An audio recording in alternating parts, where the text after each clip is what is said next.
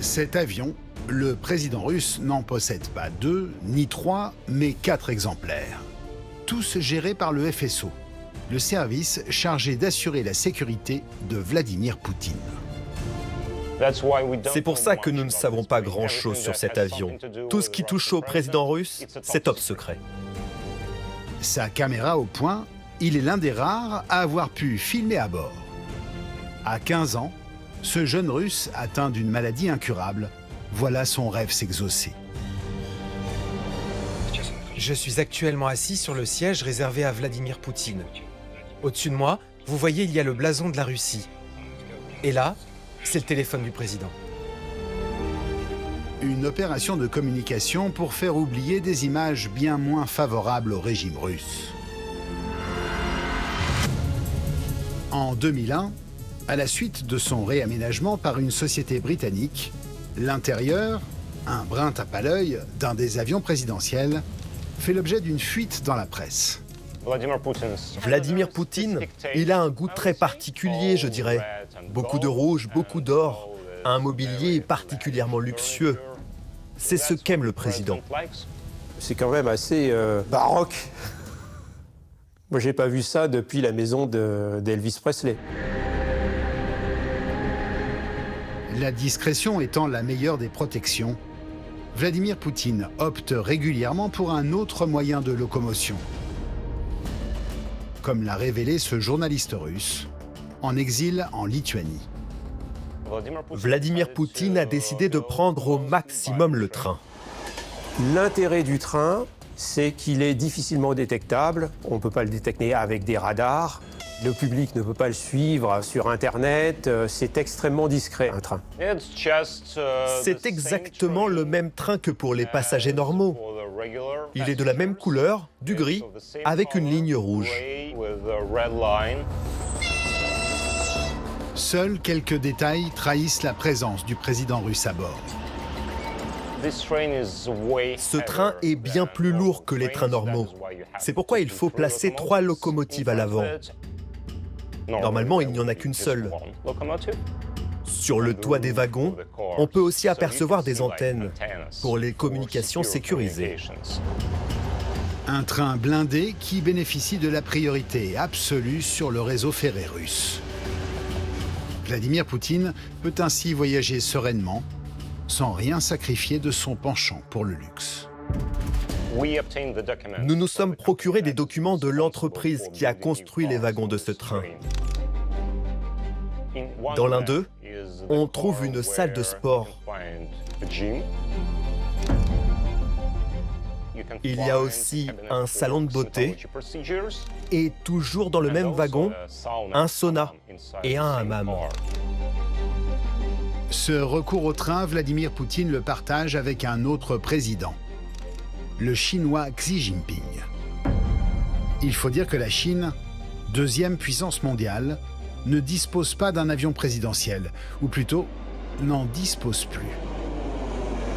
En 2001, le gouvernement chinois avait commandé un Boeing 767-300ER aux États-Unis à Seattle. Au décollage, il y a eu des sifflements, des effets Larsen, des trucs épouvantables dans les oreilles de l'équipage. Ils vont démonter l'appareil, ils vont retrouver pas moins de 27 micros cachés dans l'avion. Il y en avait même un dans la chambre à coucher du président, juste dans sa tête d'oreiller, et il y en avait un dans les toilettes. Depuis cette affaire d'espionnage, plus question pour Pékin de faire voyager le chef de l'État dans un avion présidentiel. La solution ? Recourir à l'avion de monsieur et madame tout le monde. Lorsque le président chinois veut se déplacer, il utilise un Boeing 747 de la compagnie Air China. 3 semaines avant le voyage, l'avion sélectionné est démonté et entièrement inspecté, centimètre par centimètre. Et avant le grand départ, la cabine du Boeing d'Air China s'offre une montée en gamme. Toutes les rangées de voyageurs sont supprimées et remplacées par une chambre à coucher, par une salle de réunion, par une cuisine. La grosse difficulté, évidemment, pour le président chinois, c'est qu'il faut un préavis, il faut une adaptation de l'avion. Il ne peut pas simplement dire « je veux décoller dans 2 heures », tel que pourrait faire le président français ou de n'importe quel autre pays. Mais pour combien de temps encore le président chinois embarquera-t-il à bord d'un avion de ligne? Qui plus est, fabriqué aux États-Unis. La Chine développe depuis quelques années un avion civil qui s'appelle le C919, qui est développé par Comac. C'est un avion de la catégorie Airbus A320, Boeing 737. Ce sont ces petits monocouloirs qui ne peuvent pas emmener un président et tout son staff. L'espoir du Parti communiste chinois, c'est le Comac C929 qui sortira en 2030. Lui pourrait traverser l'Atlantique, le Pacifique, pour aller participer à des congrès internationaux. Ça ferait un très bel avion présidentiel, et cette fois, il sera made in China. Ambassadeur volant au service des grandes puissances, l'avion présidentiel reste le moyen le plus sûr, le plus pratique et le plus confortable pour transporter les grands de ce monde. La brève expérience ferroviaire de François Hollande en atteste. Dis-moi, je serai le président qui prend le train. C'est qu'il voulait faire plus simple, faire comme tout le monde. Sur le papier, ça semble intéressant parce qu'on se dit, voilà, c'est juste un train, ça va faire des économies. Mais en réalité, c'est une décision en termes de sécurité qui est dramatique.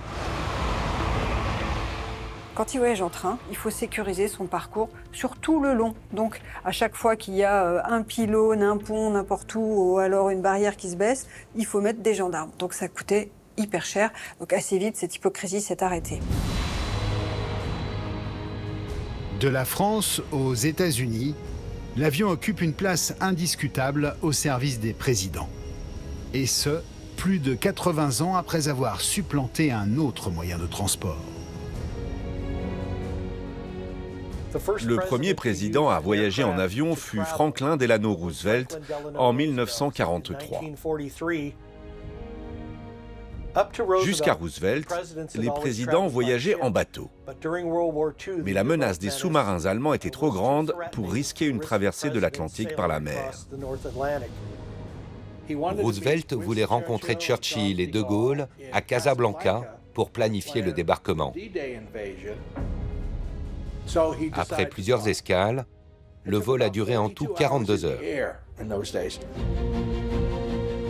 De Roosevelt à Biden, ce sont pas moins de 15 présidents américains qui ont volé à bord d'Air Force One. Et la liste n'est pas prête de s'arrêter. Pendant son mandat, le président Obama a autorisé l'armée à acheter 2 nouveaux avions. Les nouveaux 747-800 sont plus longs, ils ont une plus grande autonomie, de nouveaux moteurs plus modernes. On ne change pas une silhouette qui marque, et encore moins un design. Le président Trump a décidé de redessiner l'avion. Il l'a fait ressembler à son propre avion, avec des couleurs plus foncées, du rouge, du blanc et du bleu. Mais ensuite, le président Biden a décidé de revenir aux couleurs de Kennedy, le bleu ciel et le blanc.